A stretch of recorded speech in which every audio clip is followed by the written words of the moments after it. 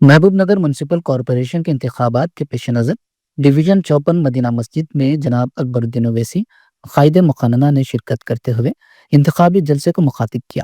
جلسے میں مجلس اتحاد المسلمین اور محبان مجلس کی کثیر تعداد موجود تھی۔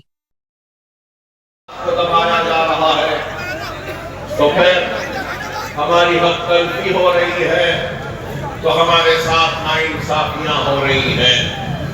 تو ایسی حق تلفی و ناانصافی کو اگر دور کرنا ہے تو اس بات کو یاد رکھیے کہ ہم صرف جذباتی تقاریر یا نعروں کے ذریعے ناانصافی کو انصاف میں نہیں بدل سکتے۔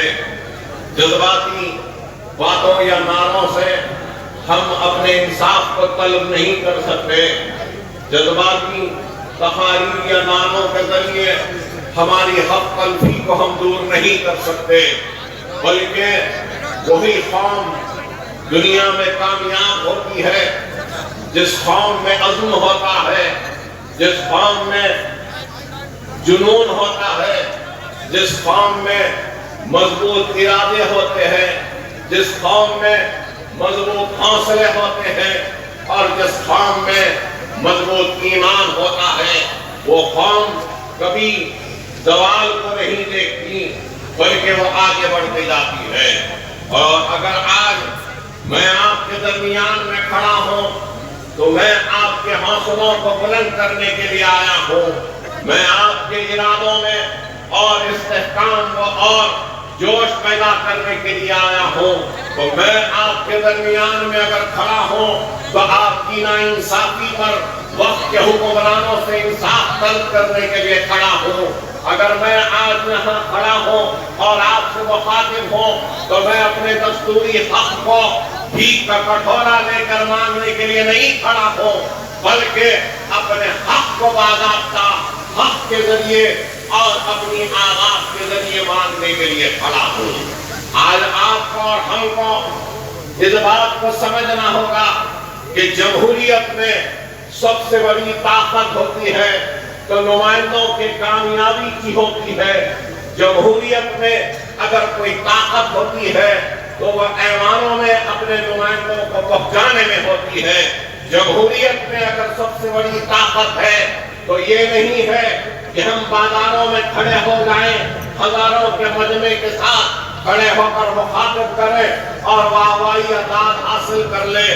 ارے جب تک ہماری آواز ایوانوں میں نہ جائے گی تو پھر ہم کیسے اپنی حق کی لڑائی لڑیں گے؟ اگر ہمارے لیے کوئی پکارنے والا نہیں ہوگا تو کس طریقے سے ہمارے اوپر ہونے والے مظالم کو دنیا کے سامنے ہم رکھیں گے؟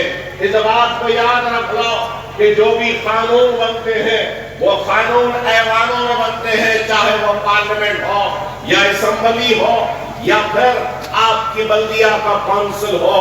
اگر ان قانون بنانے والے اداروں میں ہماری آواز نہیں، ہماری نمائندگی نہیں، اور تو پھر اپنی آواز کو بلند کریں گے۔ خدا را میری اس بات کو سمجھو، اگر آج ہم صرف جذباتی باتیں، جذباتی نعروں، جذباتی تقریروں میں اگر ہم الجھ کے رہ جائیں گے تو پھر موجودہ حالات کیسے ہیں؟ اور ان حالات میں ہم کو، میں یہ نہیں کہہ رہا ہوں کہ جوش کی ضرورت نہیں ہے، بے شک جوش کی بھی ضرورت ہے، لیکن صرف جوش منزل تک نہیں پہنچا سکتا۔ اس جوش کے ساتھ ہم کو ہوش کا بھی سامان ساتھ میں رکھنا ہوگا۔ اگر جوش اور ہوش مل جائے گا تو کامیابی و کامرانی ہمارے قدم کو چومے گی۔ لیکن آج ہم صرف جذبات میں آ جاتے ہیں اور جذبات میں بہ جاتے ہیں، جوش میں رہتے ہیں، لیکن ہوش کا ٹھکانہ نہیں رہتا ہے۔ خدا را یاد رکھو، اگر قوموں کی کامیابی میں حوصلوں اور عزائم نے بڑا رول اگر کیا ہے تو اس چیز کو بھی یاد رکھو کہ قوموں کی کامیابی میں جوش اور ہوش نے بھی سب سے بڑا رول ادا کیا ہے۔ اور ہم کو آج حوصلوں کے ساتھ ہم کو جوش کی ضرورت ہے، ہم کو عزم کے ساتھ ہم کو عزم کے ساتھ ایک ہوش کی ضرورت ہے. اگر یہ چیزیں نہیں رہیں گی تو ہم آگے بڑھ نہیں سکیں گے. اور آج آپ دیکھتے ہیں کہ کس طریقے سے ملک میں جو حالات ہو رہے ہیں 2014 کے بعد سے لے کر آج تک اگر ہم نظر ڈالیں گے تو صرف ظلم و ناانصافی و حق تلفی ہی سامنے آتی ہے. اور کس طریقے سے جس کو چاہے جیسے چاہے ہم پہ مظالم ڈھانے کی ایک کوشش کی جاتی ہے.